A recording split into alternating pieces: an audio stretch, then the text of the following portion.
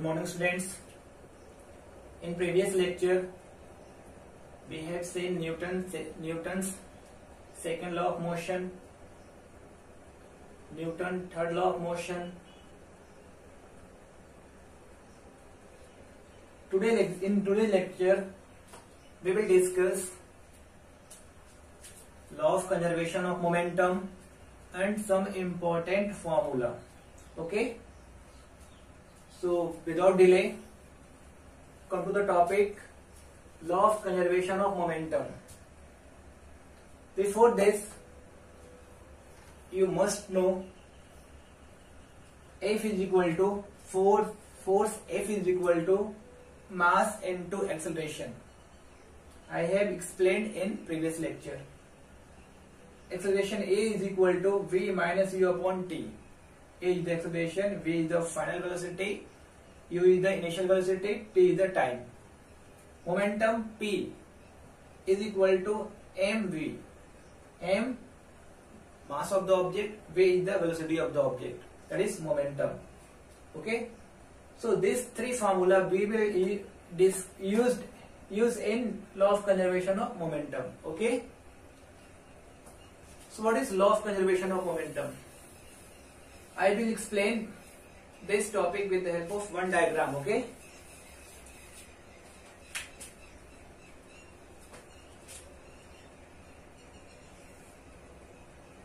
Suppose an object of mass m1 having initial velocity u1. There is another object of mass m2, its initial velocity is u2, right? For the collision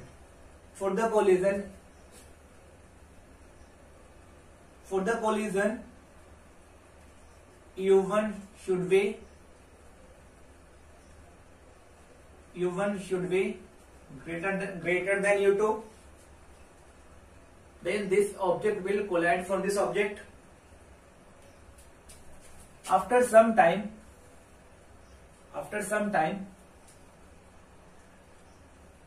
this object m1 will collide to m2. After some time, this is m1, this is m2, this is m2. After some time, m1 will exert a force F1 on m2, and this m2 will exert a force m2 in this direction according to Newton's third law of motion. F1 is the force exerted by mass m1 on mass m2, and F2 is the force exerted by mass m2 on mass m1. The direction of force F1 and F2 will be opposite according to Newton's third law of motion. Understood? Sometime m1 and m2 will move with same speed. After some time,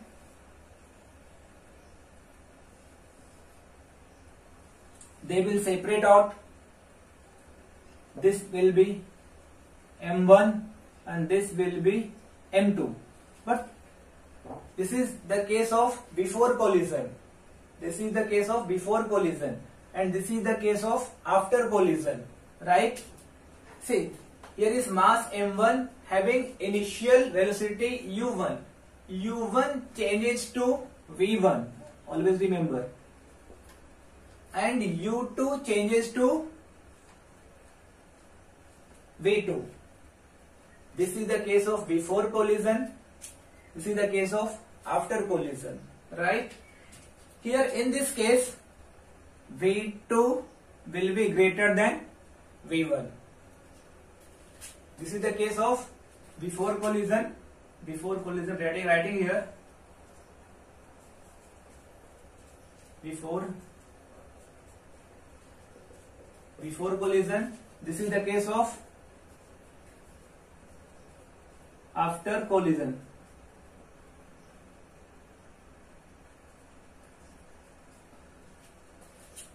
This is the case of during collision.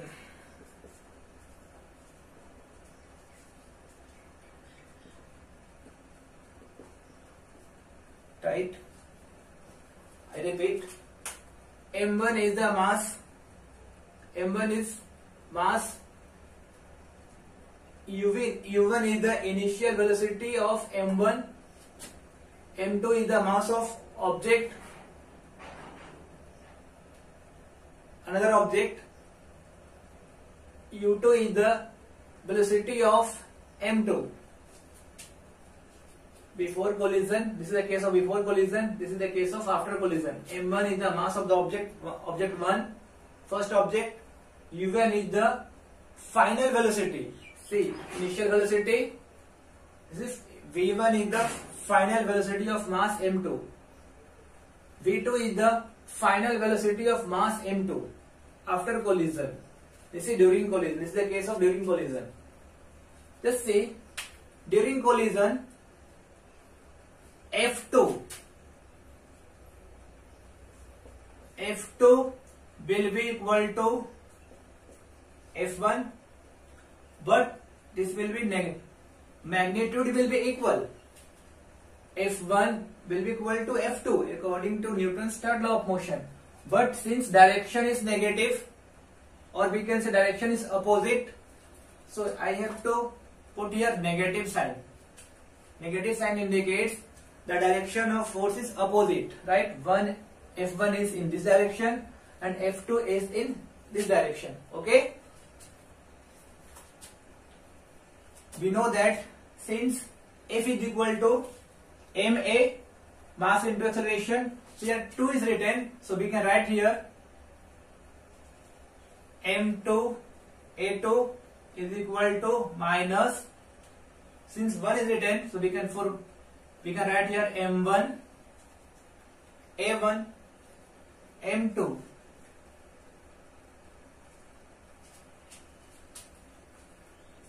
So we know that A is equal to V minus U upon T. This is the general formula of acceleration.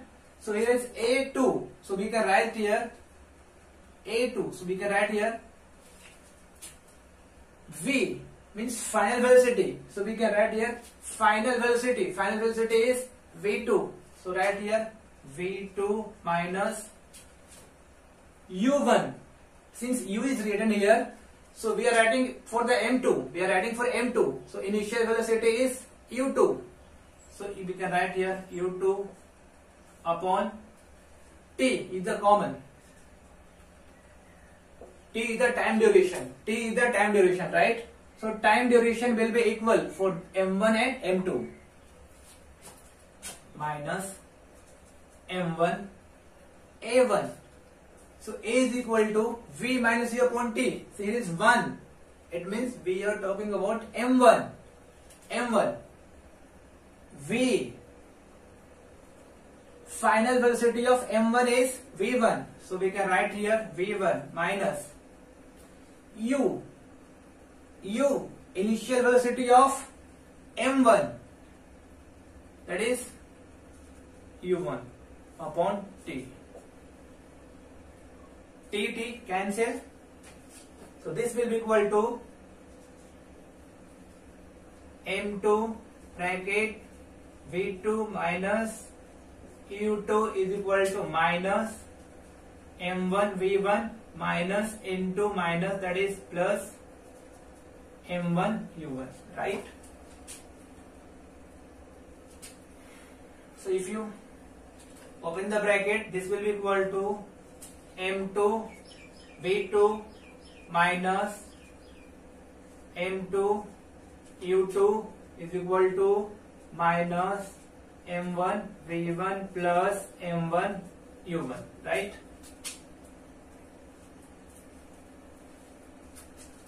Here we can write m2 v2 v2. If you bring this m minus m1 v1 this side, so this will be equal to minus, will convert into plus, plus m1 v1 is equal to, here is m1 u1, since see here is negative, minus m2 u2. So if you bring this minus m2 u2 after equal side, after equal side, so this will minus will be, negative sign will be converted into positive sign. So m2 u2. See, mv is what? mv is the momentum. Since yes, v2 is the final velocity of m2, m into v, m1 v1, v1 is the final velocity, v1 is the final velocity of m1. So this is again momentum. So momentum. Since you are added, it means total momentum.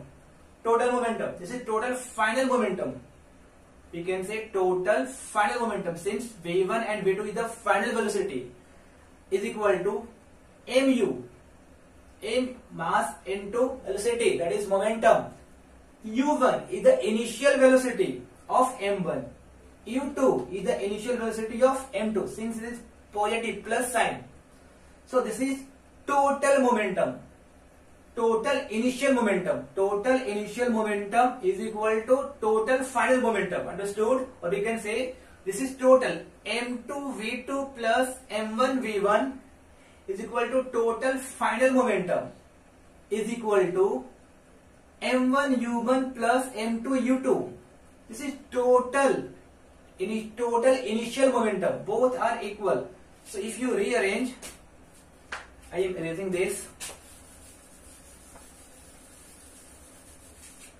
So we can write here, I am writing this one first, m1 v1 plus m2 v2 is equal to m1 u1 plus m2 u2, right? That is, according to law of conservation of momentum, total final momentum after collision is equal to total initial momentum before collision.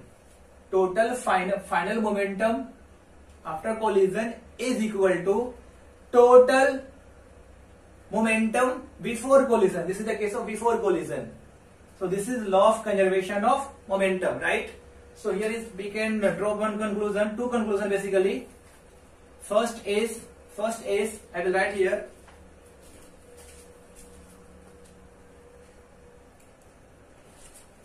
so conclusion number 1, if no external force is acting on two objects, then their total final momentum, total, I said total, it means you have to add for both the object, total final momentum is equal to their initial momentum. This is total initial momentum, right? Second, when two objects collide, the total momentum after collision, same thing. When two, here is, if no external force is acting on two objects, here is when two objects collide, the total momentum after collision, since V is there, V1, V2 is there, so this is final momentum. Total momentum after collision is equal to total momentum before collision. This is the case of before collision, right? So now we will discuss some important formula of this lesson number 1, that is law of motion. Okay, so important formula I am writing here.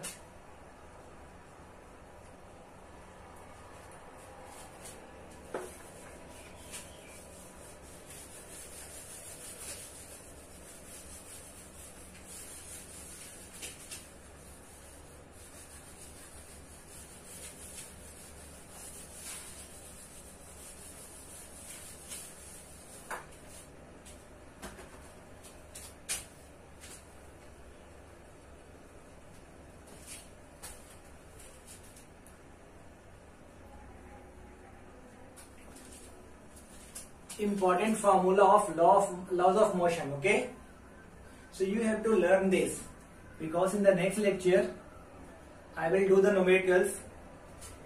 So in that numericals we are going to use all the formula, right? So you have to learn all the formula. Okay, first one is speed is equal to distance upon time, velocity is equal to displacement upon time. See, speed, in case of speed you have to write here distance, but in case of velocity you have to write here displacement, right? Because speed is scalar quantity, so here the scalar quantity will come. Velocity is vector quantity, so here vector quantity will come. Okay, velocity is equal to displacement upon time. Acceleration is equal to change in velocity upon time. Change in velocity means what? Final velocity minus initial velocity, that is change in velocity. So in laws of motion we write final velocity as v and initial velocity we write u. So acceleration A will be equal to v minus u upon t. Okay, Newton's equation of motion, there are three equations of motion, right? First one is v is equal to u plus at. Second is s is equal to ut plus half at square. Third one is v square is equal to u square plus 2as, where v is the final velocity, u is the initial velocity, a is the acceleration, s is the displacement, t is the time. Okay, next fifth F is equal to m into a, that is for F is the force is equal to mass into acceleration. F is the force, m is mass, a is the acceleration. Third one, law of conservation of momentum, that is m1 v1 plus m2 v2 is equal to m1 u1 plus m2 u2, where m1 and m2 are two different masses, right? u1 as I told you, u1 means initial velocity of mass m1, u2 is the initial velocity of mass m2, v1 is the final velocity of mass m1, v2 is the final velocity of mass m2. Okay, so one more topic I will discuss today.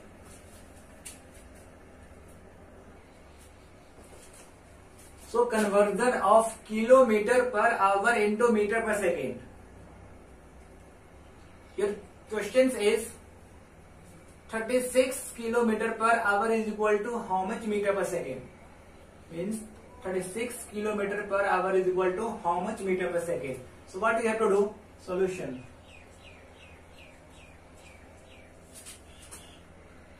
(36 kilometer per hour is equal to), we can write here 36 into, see here is kilometer per hour, but you have to convert in meter per second. So 36 kilometer per hour is equal to 36 into, what you have to do? You have to just multiply 5 upon 18 and write, since here is kilometer per hour, since you have multiplied by 5 upon 18, so write here meter per second. I repeat, here is 36 kilometer per hour. So here 36 into, if you multiply 5 upon 18, then kilometer per hour will be converted into meter per second. So here is meter per second. So this will be equal to 18 1 the 18 to the 36. That is 10 meter per second. Okay. So 36 kilometer per hour is equal to 10 meter per second. Second, one more example I will take. 54 kilometer per hour is equal to how much meter per second? So solution.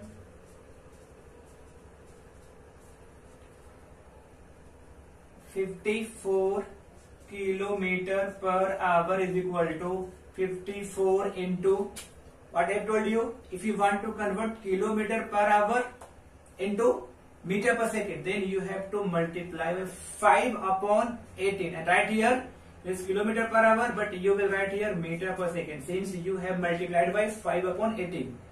18 1 the 18 4 the 18 3 the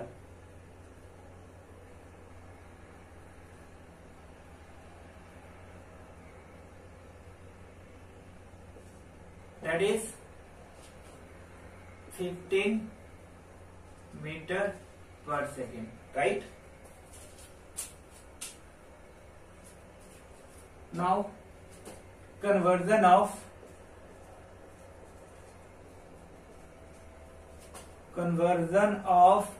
meter per second into kilometer per hour.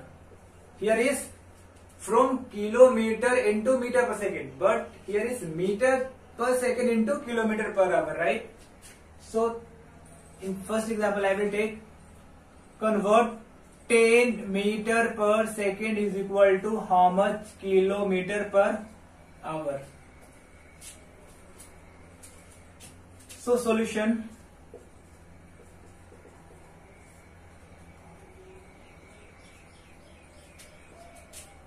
(10 meter per second is equal to 10 into).